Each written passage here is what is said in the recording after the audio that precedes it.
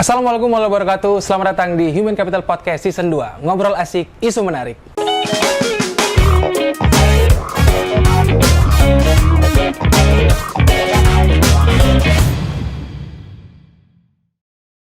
Halo Sobat Human Capital yang ada di seluruh Indonesia. Bertemu lagi di Human Capital Podcast Season 2 kali ini. Di episode kali ini kita kedatangan salah satu tamu spesial lagi nih. Nah, Asdep yang satu ini adalah Asdep yang menentukan berapa uang yang kalian bawa pulang ke rumah, berapa bonus yang kalian bisa ceritakan ke istri, sama yang kalian simpan sendiri, sama berapa tunjangan setempat.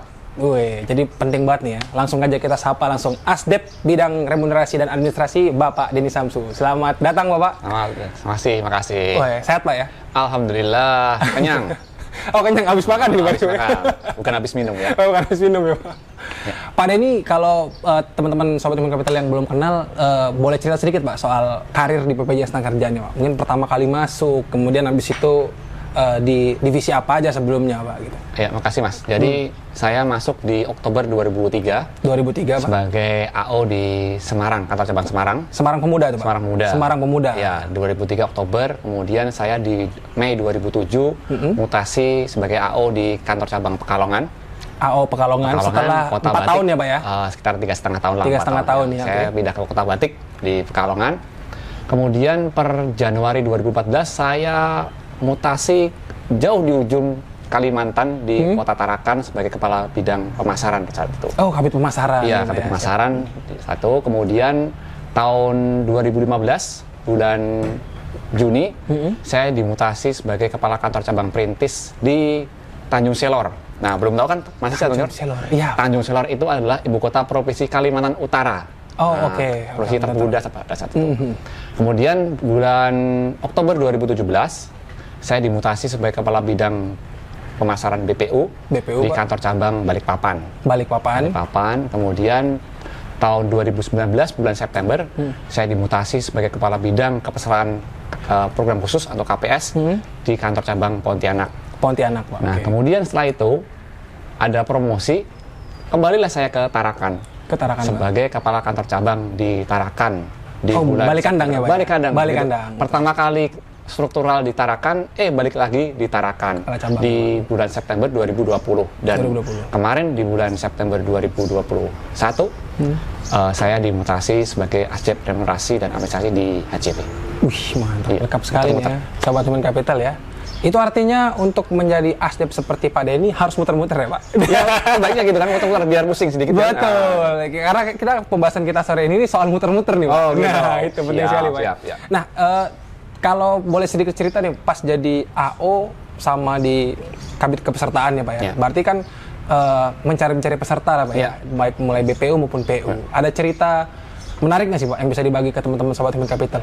Yang lucu, kalau dulu kan, kalau kemarin di episode yang ketiga kita sama Pak Carda tuh zaman jam sostek, beliau pernah ke perusahaan, terus anjing perusahaannya dilepas Pak. Dari PR kabur-kabur ya. Kalau dari Pak Denny sendiri ada nggak Pak? Saya mungkin pas waktu di Pekalongan itu kan ada cerita malam-malam saya ditelepon. Malam-malam Pak? Jam 2:30 pagi.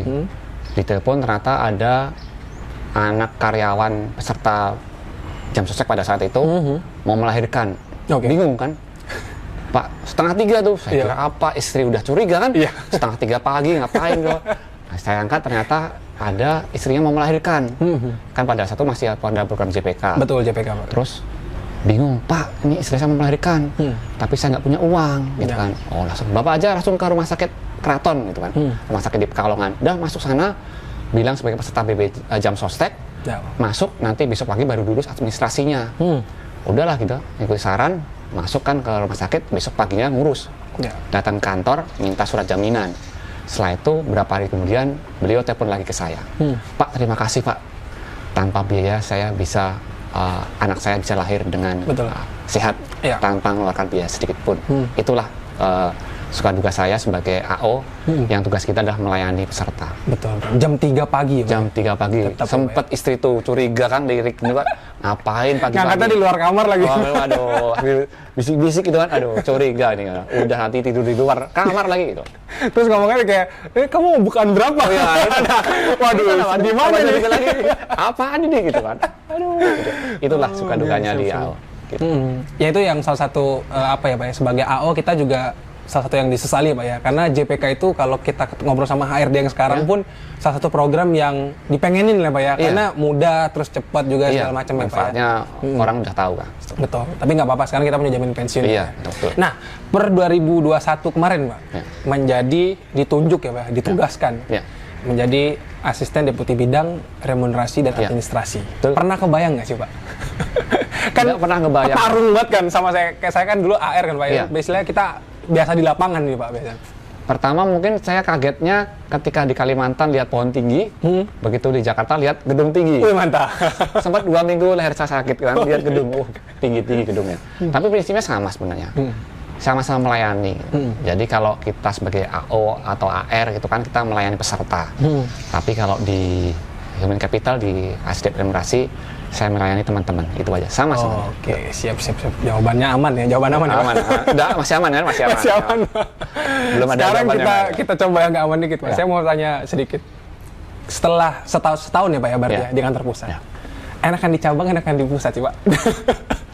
Kalau bahasa Jawa itu sawang sinawang. Oh, sawang sinawang. Ada plus minusnya Pak? Oh, iya betul. Jadi imbang lah. Plus kalau kita melihat sisi plusnya plus, kalau sisi minus.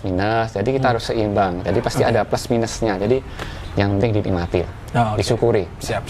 Tapi kalau keluarga ikut ke Jakarta? Ikut terus. Jadi waktu pindah-pindah saya ke Tarakan, Tanjung Selor, Balikpapan, itu ikut terus. Saya ya ikut terus. Alhamdulillah anak saya juga ikut terus. Nah, pertanyaan keduanya nih Pak, lebih ngerasa petarungnya Jateng DIY atau Kalimantan Pak? Kalau ngelihat range kerjanya nih. Kalau untuk dari effort di Kalimantan ya, karena mungkin challenge-nya beda ya, challenge-nya beda. Tetapi kalau di Kalimantan kita harus punya effort. Kayak saya di Tarakan itu, saya kemana-mana ke kantor cabang atau kabupaten harus naik speedboat. Oh iya betul. Jadi itu ada challenge-nya lebih beda lah sebenarnya, effortnya lebih beda. Tapi so far sih hampir sama sebenarnya. Tiap daerah punya perbedaan karakter masing-masing. Tapi masih banyak networking di Jawa Tengah maupun di Kalimantan nih Pak? Kalimantan, alhamdulillah saya 8 tahun di Kalimantan, jadi separuh dari perjalanan karir saya ada di Kalimantan. Jadi rasa Kalimantan itu rumah saya di. Betul. Makanya tadi saya tanya kan, bukannya lebih cinta lah ya, istilahnya lebih ngerasa yang mana nih Pak? Karena kan sebenarnya di AO tadi di Jawa Tengah 7 tahun ya Pak ya? 4 tahun di pertama tadi mana tuh? Di Semarang, habis itu 3 tahun di Pekalongan. Di Pekalongan 6 tahun saya. 6 tahun. Oh 10 tahun berarti hampir 10 tahun, hampir 10. Itu. Nah ini kalau misalnya ibu kota pindah, balik lagi ke Kalimantan ya Pak? Ya kalau orang pindah ya pindah aja. Iya betul. Udah siap ya Pak ya berarti ya Pak ya? Ya kita harus siapkan. Betul. Pada waktu awal kita masuk sebagai pasar kaharan dan sukses kan harus tanda tangan komitmen bersedia ditempatkan di mana saja. Termasuk masnya ini kan? Ya kita potong aja bagian ini. Langsung ditunjuk saya, termasuk saya harus siap. Ya betul Pak. Karena memang itu tadi saya bilang kan kenapa kita harus berani pindah kemana aja, karena seperti yang disampaikan oleh Pak Ari atau Pak Arif Zahari itu, tempat baru itu tantangan baru, pengalaman baru, cerita baru ya Pak itu kan ya Pak. Jadi kenapa sih kita nggak bisa maksudnya ke luar daerah gitu kan? Ibaratnya kita tuh piknik dibayarin. Betul. Kita bisa lihat, kenal dengan banyak orang di sana, melihat budaya, keindahan panorama Indonesia. Nggak pernah lihat kan rumah itu di bawah ada kolongnya, ada biawak masuk. Nah itu di Kalimantan, saya di Tanjung Selor itu ular masuk. Nah itu seperti itu. Lihat elang laut. Nah itu jadi kita kalau di luar Jawa itu saya syukuri dan memang enak di sana. Jadi ada beberapa anugerah dari Tuhan yang bisa kita nikmati lah. Keindahan Indonesia, pengalaman itu hal yang nggak bisa dibeli dengan uang. Jadi Mas harus coba. Yang ini kita hilangin lagi kita edit lagi. Banyak dibilangin nanti tinggal berapa detik kita ya. Kayaknya Pak Denny pengen buat saya harus nyoba gitu ya. Harus coba lah. Ya betul. Ini momen saya membuli Mas ya. Kebetulan saya pengalamannya alhamdulillah Pak masih ditaruh di kota-kota Pak. Jadi Bandung, terus Jakarta, terus kantor pusat sekarang. Itu kota besar itu. Betul bukan Pak. Kota. Iya. Tapi saya sih mumpung masih muda Pak, saya insya Allah siap lah Pak. Siap dulu. Siap di kota besar lagi. Siap dulu. Disiap dulu aja Pak. Nah, sekarang pertanyaan sama lagi Pak. sudah pernah di Jawa sama di Kalimantan Ya. tadi Pak. Di pusat juga udah berarti kan Ya. hitungannya. Kalau misalnya kita doain sama-sama karirnya nanjak terus kan Pak ya, masih ada potensi untuk naik lagi lah hitungannya. Disuruh milih di luar pulau itu mau nyobain pulau apa Pak? Udah Jawa, Kalimantan. Nah ada 3 pulau lagi nih untuk eskalasi karir. Saya Kira-kira nggak pernah milih tuh. Terserah di mana aja manajemen. Iya. Tapi kalau misalnya pengen Pak, wah kayaknya Banus Pak oke nih, atau Sumatera oke nih, atau Jawaban aman ya? Iya. Pengen yang barokah aja. Oh, iya.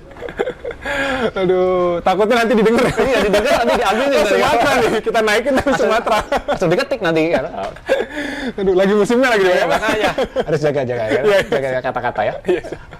Nah, sekarang kita masuk ke ASDEP bidang remunerasi dan administrasi. Kan mungkin banyak yang tidak familiar ya Pak ya, teman-teman di unit bisnis. Kan biasa kalau kita ngomongin ASDEP tuh kepesertaan, istilahnya ASDEP pelayanan, ASDEP apalagi kalau di HCP itu ya ASDEP HCP, yang bagian ngetik-ngetik tadi Pak. Betul. Gua tahu. Iya. Pernah diketik ya? Betul, ini saya lagi ngisi acaranya Pak, biar nggak diketik. Nah, kalau ASDEP remunerasi dan administrasi, itu sebenarnya job desk-nya apa Pak? Biar teman-teman Sobat Human Capital yang di seluruh Indonesia tahu nih kira-kira. Ya, jadi remunerasi dan administrasi. Jadi memang kita mengurusi terkait remunerasi karyawan. Ya. Remunerasi itu terdiri dari kompensasi dan benefit. Kompensasi itu terkait dengan gaji pokok, tunjangan kemahalan setempat, kemudian tunjangan grade, kemudian kenaikan golongan, gitu kan. Benefitnya macam-macam gitu, kayak kesehatan, pensiun dan sebagainya. Jadi kami melayani bukan hanya kepada karyawan aktif sebenarnya. Jadi mulai dari orang tuh jadi cakar itu kita layanin. Kemudian ketika dia pensiun 57, apakah dia selesai kita layani? Enggak. Ternyata kita masih melayani ketika dia pensiun. Program kesehatannya masih kita yang urus. Mohon maaf nih, kalau ada yang meninggal dunia, masih kita urus juga. Jadi kita servisnya all lah. Betul. All in lah. Yeah. Ketika dia di in dan juga sebenarnya out juga. Ketika dia sudah keluar, sudah bukan sebagai karyawan BPJS Ketenagakerjaan, masih kita layani. Oke, gitu Pak. Berarti kalau saya bisa cek, maksudnya job desk-nya itu Pak, berkaitan juga dengan stakeholder atau anak perusahaan BPJS Ketenagakerjaan ya Pak ya? Iya, jadi seperti Nayaka, PPKJ ya Pak ya? Itu iya, semua ya stakeholder yang berhubungan dengan kompensasi dan benefit, itu kita layani. Oke. Nah, kalau misalnya di ASDEP bidang remunerasi sama administrasi itu setiap berapa tahun sekali sih Pak? Atau istilahnya review soal remunerasi, administrasi dan benefit yang didapatkan karyawan itu biasanya tuh ada rutin tahunan kah untuk job desk-nya atau benchmarking per berapa bulan per tahun sekali gitu? Kira-kira gimana Pak? Ya, jadi terkait dengan remunerasi kita kan survei ataupun kita benchmark kan kita melihat competitiveness kita. Betul. Jadi kita lihat internal dan eksternal. Bagaimana sistem remunerasi di industri yang similar atau hampir sama dengan kita. Itu biasanya 2 tahun sekali kita coba. Kayak kemarin 2021 kita coba untuk kita survei competitiveness remunerasi kita. Tetapi itu sesuai juga dengan kebutuhan kita. Kalau misalkan ternyata kurang dari itu ya sesuai kebutuhan ya kita lakukan juga seperti itu. Istilahnya kita tahu mereview lah untuk terkait remunerasi kita. Oke Pak, berarti itu rutin ya Pak ya dilakukan rutin ya Pak? Kita lakukan. Cuman mungkin kalau boleh kita balik ke belakang, walaupun mungkin pasti era itu Pak Denny belum di sini, mungkin tugas atau challenge-nya agak berat ketika pas waktu jam sostek ke BPJS Ketenagakerjaan ya Pak ya? Itu kan ada review remunerasi dari BUMN ke badan ya Pak ya mungkin ya Pak ya?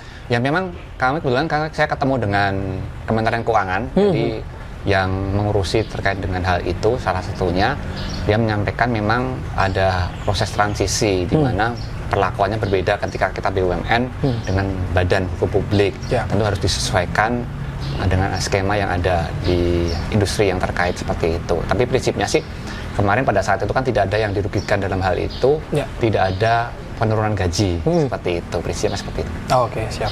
Nah, sekarang kita masuk ke inti dari pertemuan kita. Tadi belum Pak? Belum Pak, tadi baru perkenalan. Makanya tidak akan selesai dalam waktu 15 menit. Saya kira udah penutupnya. Nah, pembahasan inti kita sore hari ini Pak, itu tentang Perdir nomor 16, Perdir 4 tahun 2022 ya Pak ya, tentang bantuan transportasi dan masa penempatan karyawan BPJS pada daerah tertentu. Nah, ini kan di bawah deputi bidangnya Pak Denny ya Pak ya, hitungannya Pak ya. Nah, untuk terkait dengan Perdir ini tuh kita tuh harusnya menyikapinya seperti apa, Pak? Apakah memang ini salah satu bentuk penghargaan manajemen kepada teman-teman yang ditempatkan di daerah 3T atau seperti apa, Pak?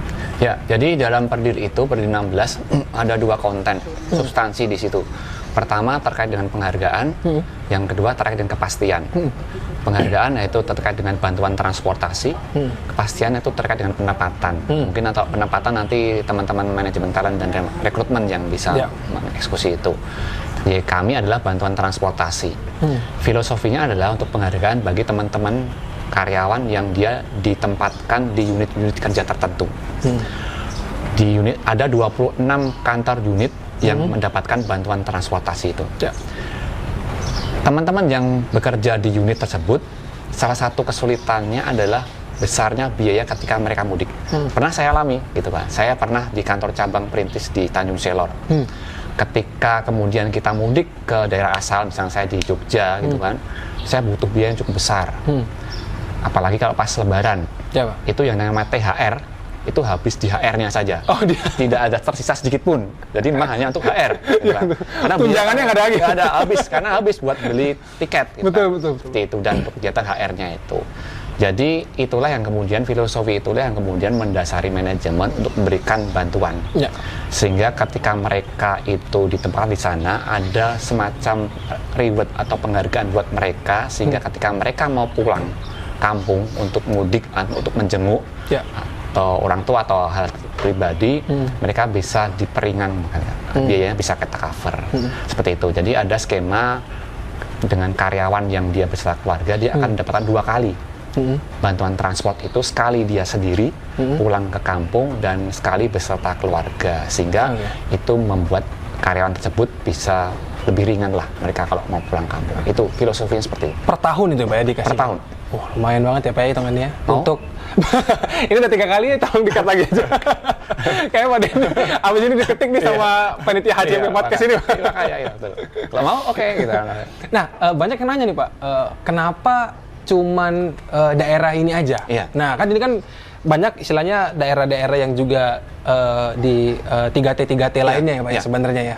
Kenapa, apa dasar pembuatan 26 daerah ini Pak? Ya, memang kita memberikan daerah yang prioritas gitu, yang benar-benar dia 3T. Asal misalnya dari terdalam, terpencil, terluar gitu kan. Nah, kemudian kita lihat di kantor unit kita. Tidak semua akan kita kasih, tentu ada hal seperti itu, dan kita lihat pertimbangan kita adalah aksesibilitasnya. Kemudian sarana prasarana yang menuju ke sana. Kemudian jaraknya. Ya, itu yang kemudian kita lakukan, kita pilah-pilah, dan memang ketemulah beberapa kantor unit itu. Khusus untuk di Banuspa yang PA-nya, itu semuanya dapat, termasuk kantor cabang induk. Betul. Gitu kan. Dan KCP-nya seluruhnya itu dapat.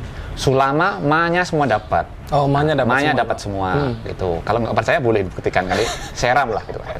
Itu. Nah, kemudian di Sulawesinya ada 4 atau sekitar 5 kantor cabang Pratama Sidi di situ. Kalimantan ada 4, yaitu Nunukan, Muara Teweh, Kubar, sama Putu Sibau. Sumatera ada 2, yaitu Natuna dan Nias. Jadi memang benar-benar daerah yang benar-benar yang prioritas, yang memang membutuhkan dan biayanya cukup besar dan tingkat kesulitan untuk akses ke sana. Dan kita lihat sarana prasarana fasilitas di kota di tersebut itu kalau ya seperti itu kita nilainya. Jadi tidak hanya satu parameter, ada beberapa parameter, dan kita cari data primer dan sekunder untuk menentukan benar-benar make sure bahwa bantuan ini tepat sasaran dan benar orang yang membutuhkan dan memang di jalur terluar itu. Betul. Oh, berarti sejauh ini kajian dan riset yang dilakukan oleh tim bidang remunerasi dan administrasi itu berdasarkan accessibility dari si salah satunya itu sama jarak atau letak posisinya ya Pak ya. Karena memang ini ada sedikit curhat juga nih Pak. Ketika ini keluar kan kita suka ngobrol-ngobrol lah ya sama teman-teman di unit bisnis masih. Wah, harusnya ini bisa upgrade atau bahasanya tuh di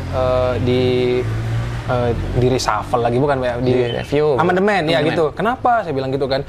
Iya, karena kayak saya ini kan sebenarnya termasuk yang biaya mahal juga. Maksudnya gimana tuh? Emang di 26 ini? Enggak, saya itu tempat penempatannya di Jawa Timur. Tapi saya itu aslinya Aceh. Iya. Kalau kilometer mah mungkin orang yang mungkin dari Bali terus penempatan di Papua kan lebih dekat jaraknya Pak ya. Cuman karena ada di sini dia dapat. Tapi ada yang teman yang penempatan Jawa Timur tapi unit bisnis dia ngantor dinasnya di Aceh malah nggak dapat ya Pak ya sebenarnya. Jadi itu gimana tuh Pak? Itu pertama kan tadi kita filosofinya kita melihat kondisi kantor unitnya itu di mana gitu kan. Kantor unitnya di mana, kita tidak melihat dari mana karyawan itu berasal, tapi kantor unit tempat itu berada. Maka kita lihat kondisi geografis tadi saya sampaikan fasilitas yang ada. Kalau dia itu di Jawa Timur, fasilitasnya banyak gitu kan. Fasilitas hiburan, pendidikan, akses yang lain-lain itu tercukupi di situ. Betul. Penghargaan yang kita berikan ke daerah tertentu itu bukan untuk itu, tapi untuk di kondisi kantor cabang Pratama Sidi atau kantor cabang induk yang dia itu lokasi geografisnya mungkin berbeda dengan yang lainnya. Kalau di kantor cabang Pratama Sidi yang dia sepi gitu kan, jauh, dan aksesnya kantor cabang induk juga lebih susah, harus dengan pesawat dan sebagainya. Itu yang kita berikan penghargaan itu. Betul. Kita lihat kondisi lokasinya kantor unit itu dulu. Iya. Ini saya bacakan dikit Pak ya. Ada yang Nunukan Bayangkara, Biak Samova, Natuna Ranai, Nabire Oyehe, Tual Ohitel Un, Belu Atambua, Selayar Benteng. Saya sama Sawangan aja masih nggak familiar. Saya pernah dulu, saya kata cuman Bulungan, kita orang Jakarta tahunya Bulungan. Iya betul, ternyata beda Bulungan sana Kalimantan Utara. Seperti itu. Oh gitu Pak. Nah, dengan adanya kita bilang apa ya, insentif atau stimulus ini Pak ya, apa harapan dari manajemen kepada teman-teman yang ditempatkan di situ Pak? Jadi dengan Perdir ini, 16 ini, tadi kan ada 2 substansi di situ, maka kita harapkan teman-teman yang bekerja di kantor unit itu tetap bekerja dengan bagus, baik, berkinerja, berkontribusi untuk perusahaan. Yang kedua, diharapkan memang diketahui bahwa manajemen tidak menutup mata gitu kan, bahwa manajemen care, peduli dengan mereka yang di kantor cabang tersebut. Jadi garda terdepan, paling depan paling ujung di perbatasan, sehingga mereka tidak ditinggalkan, bahwa manajemen care loh dengan mereka, manajemen perhatian dengan mereka. Salah satu perwujudan dengan 2 substansi di Perdir 16 itu. Oke. Nah, terkait dengan 2 kali perjalanan tadi Pak, terus kalau misalnya anaknya banyak gitu Pak, terus apakah ada plafon nggak nih Pak ini untuk biaya benefit itu yang diberikan Pak? Ya, jadi untuk plafonnya kita at cost ya, kayak biaya mutasi itu untuk anggota keluarga anak maksimal 3 sesuai dengan Perdir di perjalanan mutasi. Sementara kita 3 kan mengacu pada kayak kita pertanggungan kesehatan juga 3, jadi ada batasannya memang seperti itu. Jadi maksimal 3 dan tidak ada plafon, tetapi memang standar untuk pesawat atau kendaraan atau moda transportasinya itu disesuaikan dengan tingkat kewajaran. Misalkan kan, kalau pesawat ya sesuai dengan ketika mereka perjalanan dinas atau mutasi, disesuaikan seperti itu. Jadi standarnya sama sebenarnya, dan ekos tidak ada platformnya, tetapi dengan tingkat kewajaran dan kesesuaian yang ada di perjalanan dinas, baik itu mutasi maupun perjalanan dinas biasa. Oh, lumayan ya, 3 anak ya Pak ya? Kan kalau Indonesia kan 2 anak cukup Pak, ini 3 masih tambah 1 lagi 3. Masih boleh Pak ya? Masih boleh lagi. Iya Pak. Nah kalau untuk sistem reimburse-nya gimana Pak? Sistem reimburse-nya jadi kayak perjalanan dinas mutasi gitu kan. Jadi mereka beli dulu, kemudian setelah itu diklaimkan ke kami melalui kantor wilayah dengan dokumen-dokumennya, yaitu mungkin tiket, bukti pembelian, kemudian ada surat pernyataan gitu kan dari kantor unit dan yang bersangkutan bahwa di awal itu tujuan mudiknya di mana, kemudian ada surat domisili pada saat tujuannya kerja mudik, seperti itu. Intinya adalah kelengkapan dokumen itu ingin memastikan bahwa bantuan ini tepat sasaran, kan. Jadi tidak mengada-ada atau tidak menambah-nambahin, paling tidak ini menjadikan hal yang sama diberikan dan sesuai dengan peruntukannya, seperti itu. Berarti memang kalau dilengkapi semuanya dan cocok at cost ya Pak ya hitungannya? Iya, langsung kita ganti. Oke. Tapi nanti berarti dari bidang remunerasi dan administrasi itu terdata ya Pak ya? Oh ini si Abid ditempatkan misalnya, saya lagi namanya contohnya di Natuna Ranai gitu ya. Itu pas saya misalnya mau coba curang, saya klaim 3 perjalanan dinas yang ketiga kalinya nggak ketahuan ya Pak ya? Terdata ya Pak ya? Kita terdata seperti itu. Dan tujuannya kan jelas mau mudiknya kemana. Jadi tujuannya untuk mudik ya. Oke. Tapi kalau baliknya misalnya itu beda dari biasa dia pulang, gimana tuh? Misalnya saya nih dari Jakarta ke Natuna Rana, terus habis itu pas saya mau pulang kampung ternyata istri saya udah di Yogyakarta sama keluarga, itu masih bisa ada surat aja atau harus ke Jakarta dia Pak? Ya harus ke Jakarta. Harus ke Sesuai Jakarta dengan ya, dia Pak? posisi Domisili. tujuan mudiknya, domisilinya di mana. Oke, itu Pak, siap. Semangat dong ya pasti ya, teman-teman Sobat Human Capital ya. Mas Abid juga semangat. Semangat, Mas Abid semangat, Pak. Nah, terkait dengan 26 kota ini, yang di 3T ini, Pak, ada perbedaan nggak, Pak? Masalah benefit insentif tambahannya nih, Pak? Nggak ada. Atau sama aja? Sama aja cost, ya, ya. Cost. Oke, Pak ya. Berarti kalau misalnya tiket daerah ini lebih mahal, ya kita bayarin. Iya. Kalau tiket yang ini murah dikit, kita bayar juga Iya, pokoknya. sesuai Pak, dengan ya? pengeluarannya itu. Oke, sesuai pengeluarannya, Pak ya. Ya. Nah, kemudian seragam baru, Pak. Oh, boleh. Ini bidangnya Bapak Ya, nih kayaknya. ya. Nah, katanya nih Pak, seragam saya itu udah banyak yang bolong-bolong Pak, Ya. sama udah mulai kesempitan nih Pak Oh, ya. ya. Karena kebanyakan makan snack diklat Oh, gitu. sama snack acara nih Pak. Nah, Ya. katanya akan ada seragam baru nih Pak, yang ditunggu-tunggu sama teman-teman Human Capital yang ada di seluruh Indonesia. Itu Ya. kapan kira-kira? Ya, mohon doanya juga. Ini prosesnya sedang proses pekerjaan ya. Kemarin dari pengadaan sudah selesai. Ini proses pekerjaan. Di pekerjaan itu sekitar 2 bulan. Jadi kita perkirakan di bulan Agustus itu sudah ada hasilnya, sudah selesai untuk pekerjaan Iya. kain seragam. Jadi itu bentuknya nanti kain, Ya. kain dan kemudian akan dijahit di masing-masing kantor unit kerja seperti Oke. itu. Jadi kita harapkan semua lancar di Agustus pertengahan itu sudah dikirim ke masing-masing unit. Semoga aja lancar. Oke, berarti ada bahan dan biaya jahit ya berarti. Nanti ada tambahan biaya jahit, kan nggak mungkin kan suruh jahit sendiri pakai tangan, kan nggak mungkin, kan harus kita kasih. Kalau dulu masalah kan baju jadi Pak, Oh, baju jadi, tinggal ya. tulis ukuran kan Pak. Iya. Ya, itu. Sekarang Sempat kain. jahit sendiri, sempat baju jadi kan Pak. Iya, Gitu. memang karena ada masukan dari teman-teman kantor unit, kalau baju jadi itu mungkin ada yang ukurannya nggak pas dan sebagainya. Iya, betul, gitu. Jadi iya. akhirnya kita berikan dalam bentuk kain, tapi Iya. nanti harus dijahit di masing-masing kantor unit. Tuh, saya udah minta panitia HCP Podcast nih Bapak, saya Oke. mau ke Geraha untuk beli baju dulu yang ada deh, udah kesempitan. Enggak, tunggu. Sebentar lagi nanti Pak Denny Samsu mengeluarkan seragam baru. Oh gitu ya? Oh, boleh.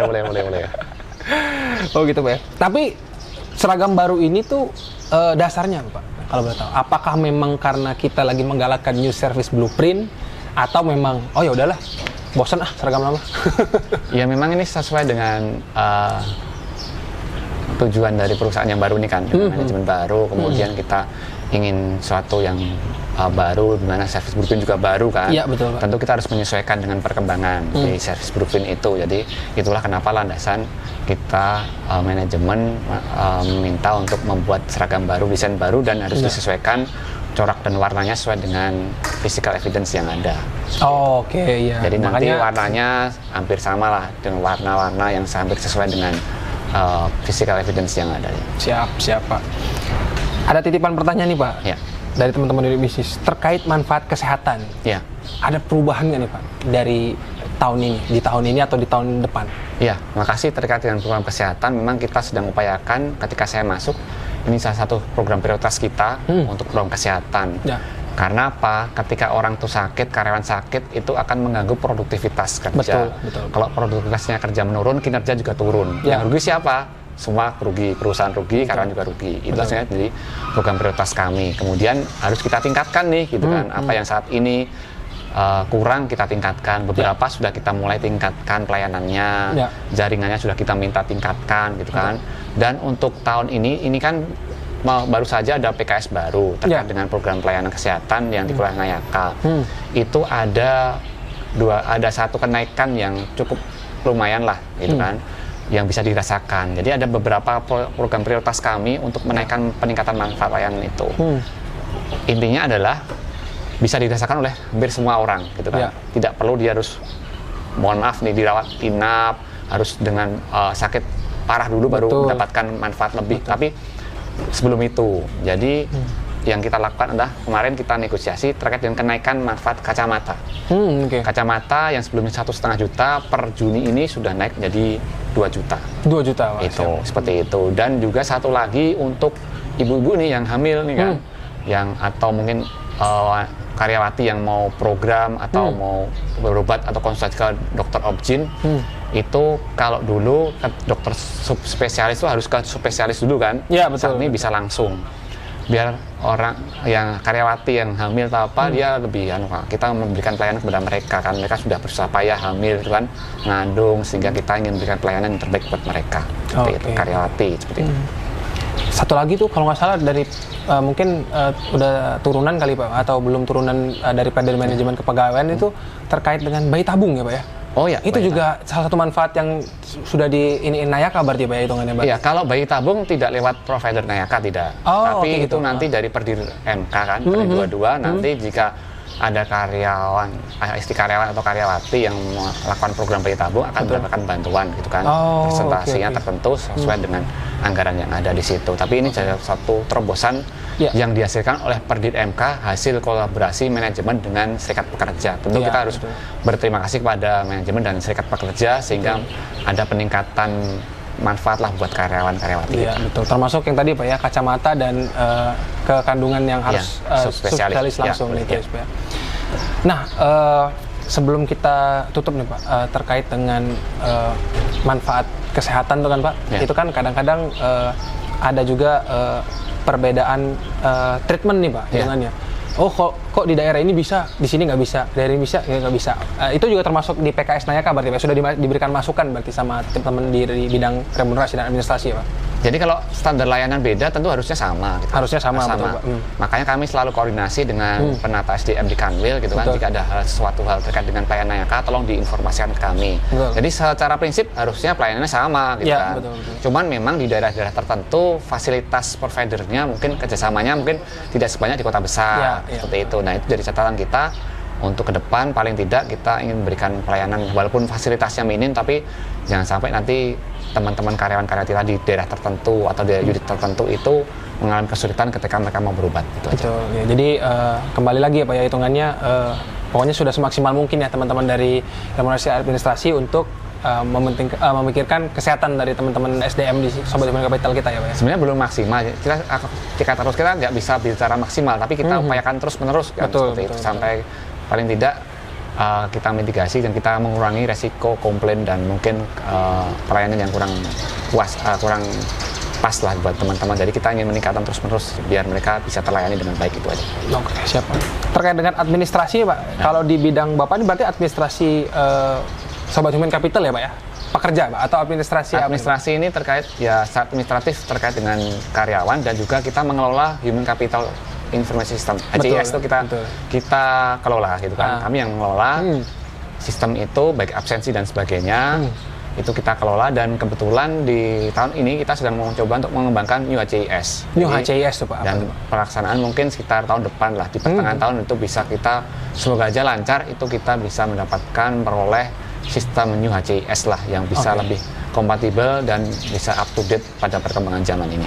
Nah, mungkin terkait dengan New HCIS itu Pak. Jadi kan ada juga notifikasi di HCIS kita tuh, Abid Saputra, data profil kamu baru berapa persen? Oh, baru 70%, baru 30% gitu. Apa yang ingin Pak Denny sampaikan ke teman-teman Sobat Capital? Yuk, kita istilahnya ada manfaat loh kalau kalian mengisi 100% data profil diri HCIS itu. Kira-kira apa tuh Pak? Ya, terima kasih. Jadi ini menjadi PR kita, di mana banyak teman-teman itu yang belum mengupload dokumen-dokumen ya. Kayak misalkan dokumen ijazah gitu kan, itu kemudian ada KTP dan sebagainya yang itu belum terupdate. Nah, itu kalau itu belum terupdate, kami belum bisa mempunyai dokumen atau historical dari karyawan itu, sehingga nanti untuk kepentingan misalkan kepentingan teman-teman bidang kinerja atau teman-teman bidang manajemen talent rekrutmen itu mereka nggak akan terinfo masalah itu.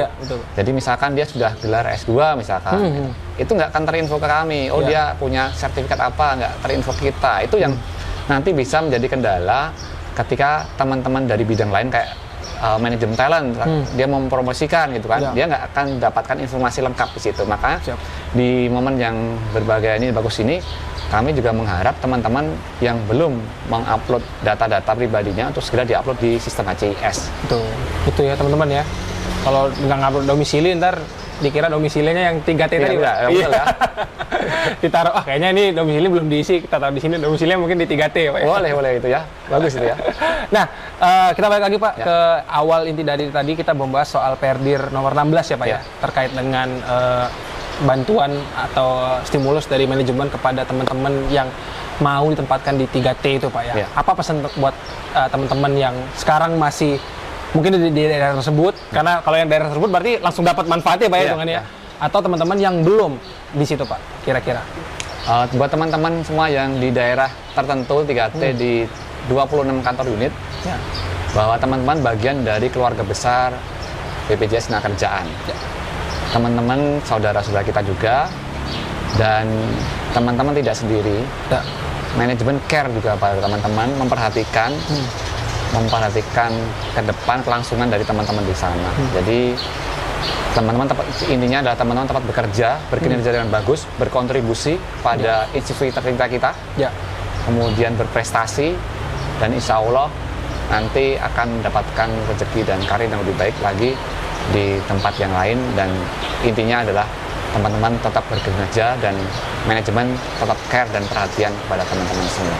Siap, mantap sekali Pak ya. Kalau saya boleh tutup lagi, pokoknya saya ingatkan, dan Pak Denny tentunya Pak ya, buat teman-teman nggak harus di 3T juga ya Pak, intinya harus siap agile ya Pak ya. Kemudian kita ngomongin soal tadi kalau 3T itu masalah bantuan dan kepastian. Jadi harus dipegang itu, bantuan dan kepastian, dan manajemen hadir dan menyayangi karyawan-karyawan bahkan sampai di tempat-tempat di 3T. Mereka perhatian kok, maksudnya manajemen perhatian dengan teman-teman, tidak kemudian mereka dilepas, kemudian dibiarkan, tidak, tapi manajemen perhatian kepada mereka, memperhatikan nasib mereka ke depan, karir juga manajemen perhatikan, sehingga jangan khawatir, satu saja, bekerja dengan baik, itu aja. Betul. Ini langsung Pak Denny loh yang ngomong loh. Salah satu asdep yang sudah muter-muter ya Pak ya. Jadi valid ya Pak ya, valid Pak ya. Betul. Saksi hidup saya. Saksi hidup. Siap. Sip. Itu aja mungkin Pak Denny, nggak kerasa udah 1 jam kita ngobrol nih. Oke. Terima kasih banyak Pak Denny atas waktunya Pak. Sukses, udah mampir ke Human Capital Podcast season 2 kali ini Pak. Semoga apa yang disampaikan oleh Pak Denny bisa menjadi inspirasi dan istilahnya tambahan semangat buat teman-teman yang mulai ketar-ketir nih Pak. Wah, karena SK mulai bertebaran katanya. Gitu ya. Siap. Itu aja rekan-rekan Sobat Human Capital yang ada di seluruh Indonesia. Terima kasih sudah menyaksikan Human Capital Podcast season kali ini, episode kali ini. Semoga apa yang dibicarakan oleh saya dan Pak Denny bisa mendapat pelajaran dan istilahnya mendapatkan inspirasi buat teman-teman sekalian. Terima kasih, saya Besa Putra.